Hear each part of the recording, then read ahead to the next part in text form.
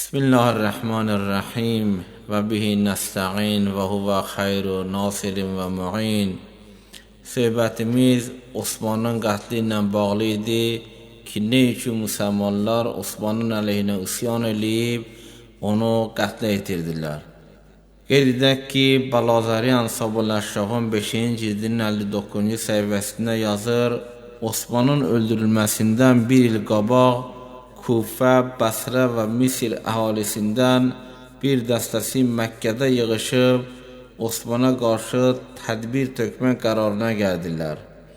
Bu yığıncaqda Kufələrin başçısı Kəb ibn Obda, Bəsrəlilərin başçısı Əl-Məsna ibn Məxrəmə, Misirlərin başçısı Kənanat ibn Bəşir idi. Məkkədə yığışanlar Osmanın ilahi qanunlara riayət etməməsi və ümumən Osmanın zülümlərini özləri arasında sadaladılar.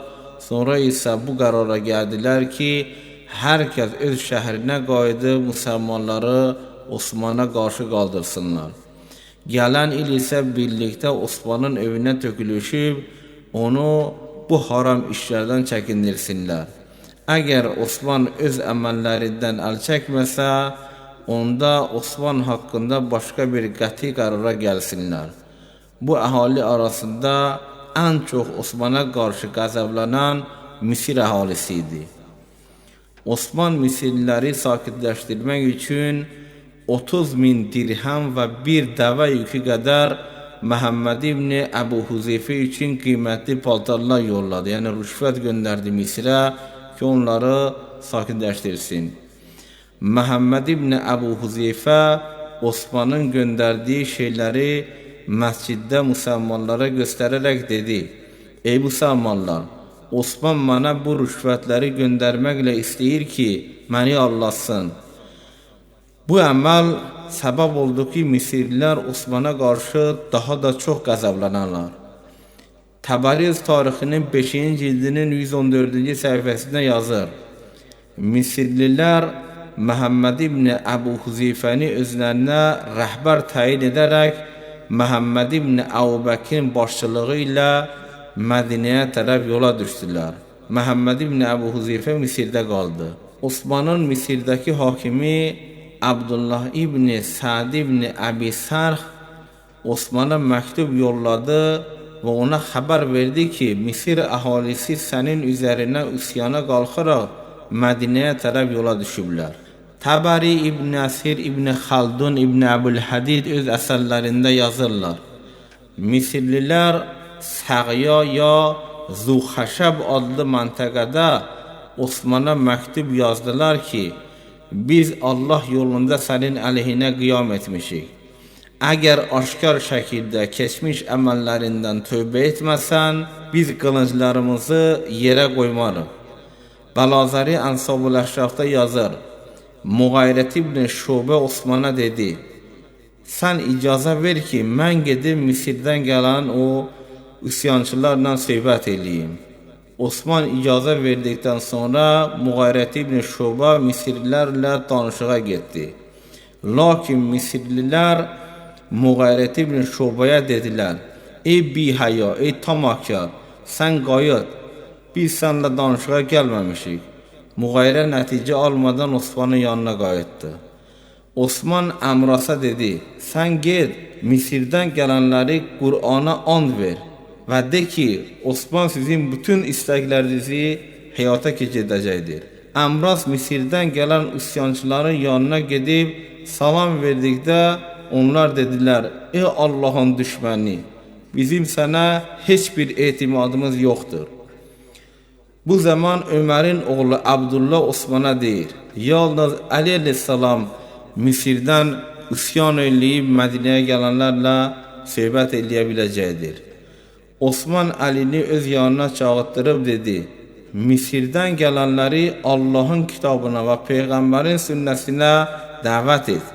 Əli əleyhissalam buyurdu, bu şərt ilə bu işi görərəm ki, sən mənimlə əhd bağlayasan ki, mən onlara sən tərəfdən nə vədə versəm, sən onları həyata keçirəsən. Osman dedi, mən qəbul edirəm. Ali əleyhissalam üsyançıları yanına gedib Osmanın Qur'ana əməl edəcəyinə vəd verdi. Üsyançılar dedilər: "Ey Ali, sən buna zaminsən?" Ali əleyhissalam buyurdu: "Mən zaminəm ki, Osman bundan sonra Qur'an-ı Kərimə və peyğəmbərin göstərişlərinə əməl edəcəkdir." Misirdən gələn üsyançılar Ali əleyhissalam ilə razılaşdılar. Onlara başçılıq edənlərdən bir dəstəsi Ali əleyhissalam ilə birgə Osmanın evinə getdilər və Osmanı çox danladılar. Osman da öz səhvlərini boynuna götürdü. Üsyançılar dedilər ki: "Ey Osman, sən gərək yazı şəklində də bu əhdnaməni bizə verəsən." Osman öz necə rəftar edəcəyini belə yazmağa başladı. "Bundan sonra Qur'an və peyğəmbərin sünnəsinə əməl edərəm. Kimin hüququnu kəsmişəmsə onu verib sürgündə olanları vətənlərinə qaytararam." Bunlardan əlavə də görəcəyi çoxlu işləri Osman yazıb Misirlərə verdi. Ali əleyhissalam da bu işlərə zamin oldu. Bəlazəri yazır ki, Ayşənin əmisi oğlu Təlhə Osmanla çox tünd danışdı. Ayşə də Osmana dedi ki, Abdullah ibn Sa'd ibn Əbi Sərxi Misirdən hakimiyyətdən çıxartmaqla Misir əhalisinin haqqını onlara ver. Bu zaman Ali əleyhissalam Osmana dedi: "Misirlilər Abdullah ibn Sa'd ibn Əbi Sərxin hakimiyyətini istəmirlər." Osman onlara dedi: "Siz kimin hakimiyyətini istəyirsiniz? İstəyirsiniz ki, mən kimi sizlər ki, Misirdə hakim təyin edeyim?" Misirlilər dedilər: "Biz Əbu Bəkrin oğlu Məhəmmədi istəyirik ki, bizlərə hakim olsun." Osman bir namədə Əbu Bəkrin oğlu Məhəmmədin onlara yeni hakim olmasını yazıb onlara verərək onları Misrə tərəf yola saldı. Misir üsyançıları Osmandan ayrılıb gedəndən sonra Ali əleyhissalam Osmana dedi: "Sən bundan sonra Qur'an və peyğəmbərin sünnəsinə doğru düzgün əməl edəcəyini bütün müsəlmanlara xəbər verməlisən. Və lazımdır ki, bununla bağlı müsəlmanlar qarşısında xutbə söyləyəsən, çıxış edəsən." Osman durub məscidə getdi. Xutbədə müsəlmanlar qarşısında tövbə edərək bildirdi ki, "Nəfsi istəklərim qarşısında aciz qalıb haqq yoldan azmışdım. İndi tövbə edirəm."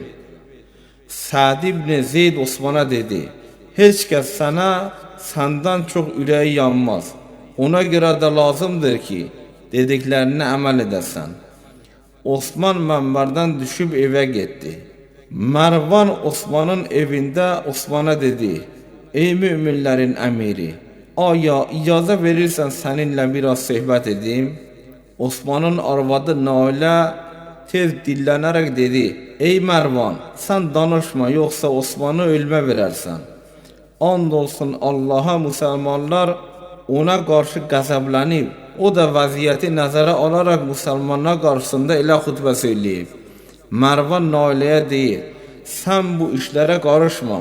Atan dünyadan gedənə qədər düzgün dəstəmaz ala bilmirdi." Nailə xanım nifrətlə Mərvana deyir: "Əgər atan Həkəm Osmanın əmisi olmasaydı, atan haqqında o sözü deyərdim ki, özün də onu inkar etməzdin." Mərvan Osmandan danışmaq icazəsi aldıqdan sonra Osmana deyir: "Sən məsciddə müsəlmanlar qarşısında tövbə edib haqq yoldan bir müddət uzaq olduğunu etiraf etməklə onları özünə qarşı üsyan etməkdə biraz da cəsarətləndirdin. Sən gərək özünü aciz göstərməyəydin." Osman Mərvana deyir: "Mən daha onlarla danışmaqdan həya edirəm. Sən özün get, onlara nə istəyirsən deyinə." Mərvan ki, Osmanın kürəkəni və müşaviri idi, Osmanın evindən çıxaraq qapıda toplaşan əhaliyə üzün tutub dedi: "Ey axmaqlar, siz hakimiyyəti bizdən almaq istəyirsiniz? Biz bu qüdrət və hakimiyyəti heç vaxt əlimizdən vermərik. Əgər buradan dağılışıb getməsəz, sizə hər şey ağır başa gələcəkdir." Üsyançılardan bir dəstəsi Marvan'ın tahkirami sözlerini eşidenden sonra Ali Aleyhisselam'a müracaat ettiler. Ali Aleyhisselam Osman'ın yanına gelip çok gazablı halde dedi: Ey Osman, hala Marvan'dan al çekmemişsen, andolsun Allah'a Marvan'ın ne kamil imanı var ne de saf fikri. Ben görürüm ki Marvan seni ölüme verecektir. Ben daha bir defa da senin yanına gelmeyeceğim. Osman'ın arvadı Naile Osman'a dedi: Ben Ali'nin sözlerini eşittim, o düz değil. Marvan'ın fikirleri seni ölüme verecek. Sen bir şahsı gönder, Ali'ni çağırsın. Müslümanların Ali'ye hürmetleri var. Osman Ali'ni çağırmağa adam gönderdi. Ali Aleyhisselam buyurdu: Ben Osman'a dedim ki bir daha onun yanına gelmeyeceğim.